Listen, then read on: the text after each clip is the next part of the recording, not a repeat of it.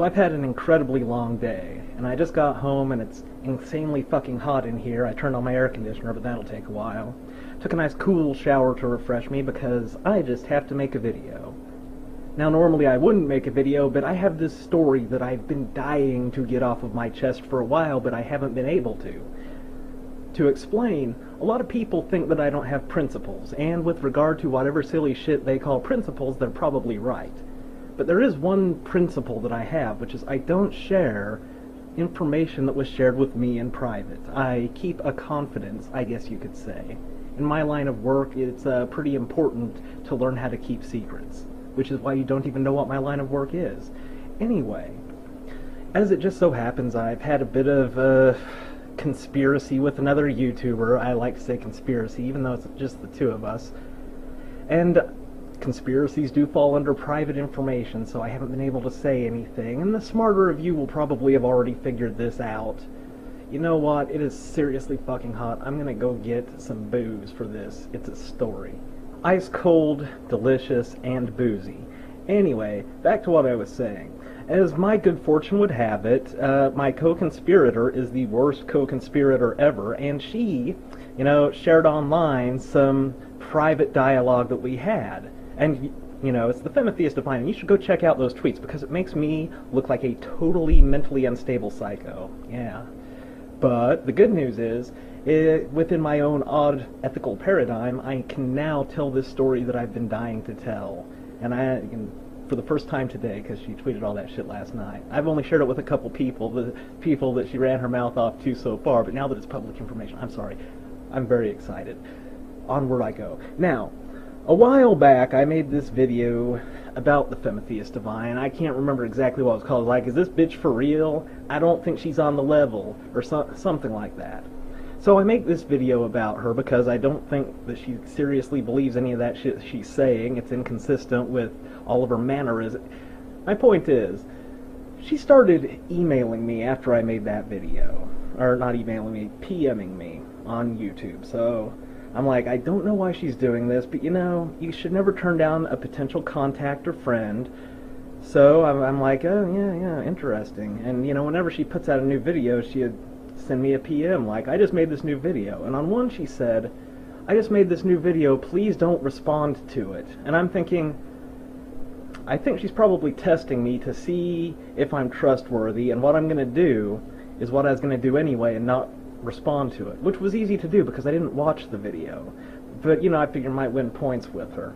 So then, I start getting really bored of YouTube. Actually, I've been getting bored of YouTube for quite some time now, and Krista, after I didn't comment, make a video about that video she told me not to make a video about, she PMs me more, and we have conversations, and, she kisses my ass a lot, and I hate to admit it, but if you kiss my ass a lot, you'll win me over. Now, don't get me wrong, just like a passing compliment won't do, but if you just kiss my ass and you're really dedicated about that shit, like just consistently, with perseverance, kiss my ass, you'll win me over a little. True. And a lot of the MRAs who have had dealings with Krista are familiar with her doing this. She'll, PM you up, be like, oh, you're so smart, you're so funny, da-da-da-da-da.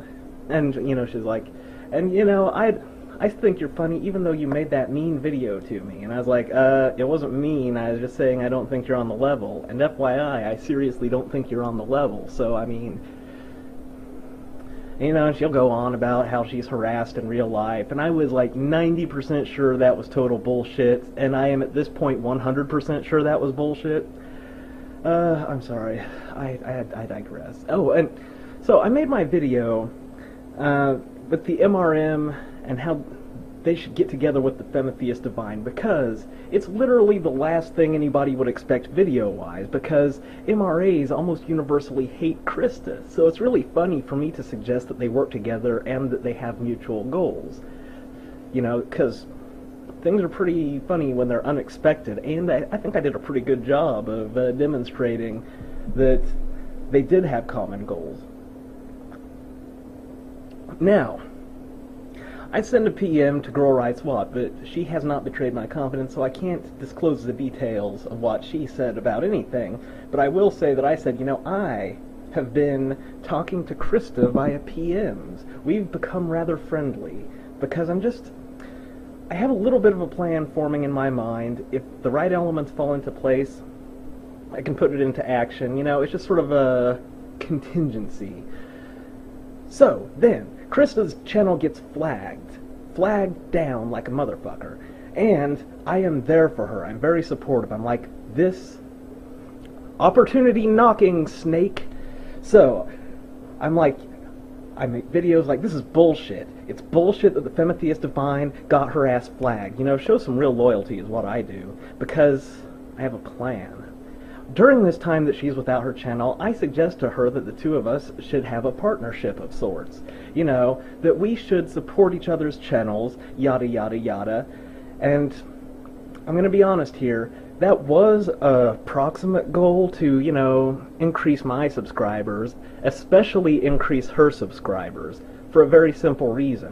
What I was later going to do is, after making Krista very famous on YouTube, I was then going to use that as leverage to get Girl Rights Watch, or as I call her, Karen, to have sex with me. Now, I know, you're like, Snake, you could have any woman you wanted. Like I said, it takes persistent flattery, don't bullshit me.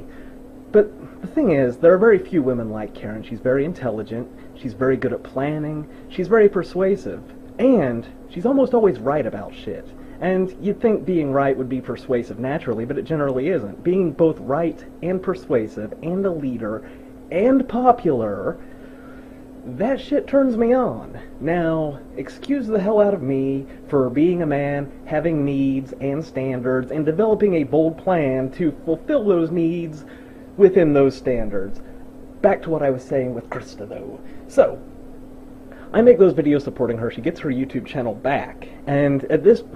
I'd been discussing how she should support me, because it would really build a lot of solidarity with the MRM, and most of my subscribers are MRAs.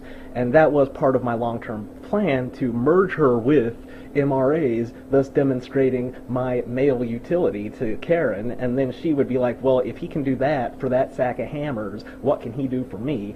La-da-da, we'd have sex. Anyway.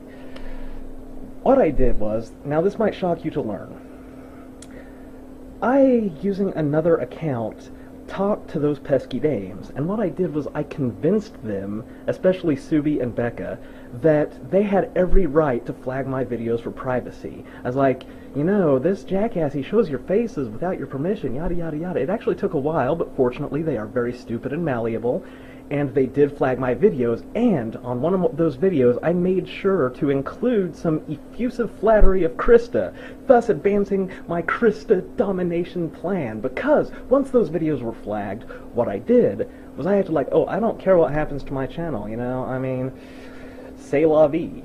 Now, I figure, because many of my subscribers are MRAs, they will see these heavy-handed censorship tactics of those pesky dames and of their own accord mirror my videos. I would have just asked, but I've learned that if I ask my subscribers for shit, they absolutely fucking fall through. You lazy fucking bastards. So yeah, I had to employ a bit of a ruse, excuse me. It was for a lofty and laudable goal, though, and it did work, so I think that's the final justification for that.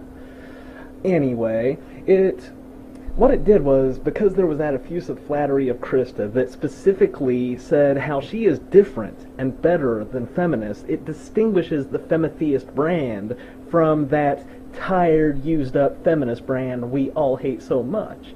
And this is, of course, an integral part of the Femitheist domination plan, which is, of course, an integral part of the me making sweet love to Girl Rights Watch plan. I realize that a plan this complex with this many moving parts doesn't necessarily have the greatest chance to succeed, but I was getting bored with YouTube, getting tired of making those videos I always make, getting ready to get out of the business anyway because I would soon be beautiful, and I thought, what have I got to lose, really?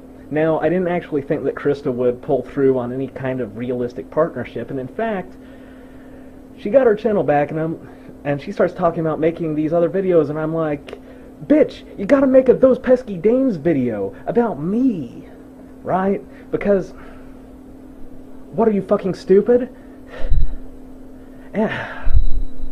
So, even though it would be in her best interest, she's too narcissistic to see that she should make a video against Those Pesky Dames supporting me. Now, this actually is a two-prong necessity. One, it establishes that she thinks well of me, so that I don't come off as a mangina. You see, because my ability to sell her, the Femitheist, as a brand is dependent upon me not coming off as a mangina. Although, for certain types of manginas, I can sell that particular story. But you can sell downward to mangina, but if you're perceived as a mangina, you can't sell upward toward, you know, manly go-getter. So, and this is kind of embarrassing how many times I've had to ask her and how many times she fucking fell through. I made it clear that she needs to portray me in sort of a sexy and dangerous light to prevent said manginification, which would nullify my ability to sell the Femitheist domination plan. Of course, even though it's so fucking simple, and I explained it to her in a great number of goddamn ways, she still didn't manage to do it. And now I explained it logically. I explained it, like, emotionally. And eventually I just got fed up and I said, you know what? I am not getting what I want out of this relationship. Basically, the entire plan stalled because I couldn't make her any more famous, popular, and likable without an unavoidable manginification. And, you know, one, I don't want people going around saying, look at Snake, like some blonde girl's mangina. I mean, that would be bad, but the main thing is, at that point I could no longer advance my entire plan. And what's the point of even going on if that's not going to happen? And I gave her every opportunity to, you know, do this. I've explained it so many ways. So, you know, I eventually just kind of blew up on her on Twitter, and she just happened to, you know, share those tweets. I had no way of predicting that, except of course, you know, she does kind of do that a lot with people, so, yeah. I'm sorry, I lost my train of thought, but, you know, it's been a fun ride, you know, I really enjoyed this. I mean, I guess I really wanted to say, fellas, I'm sorry about the ruse. This whole Krista becoming popular and suddenly saying sane and agreeable things, it's all just kind of been part of a plan to get me laid. Oh, and the ironclad moral justification for all of this? YOLO, bitches. YOLO.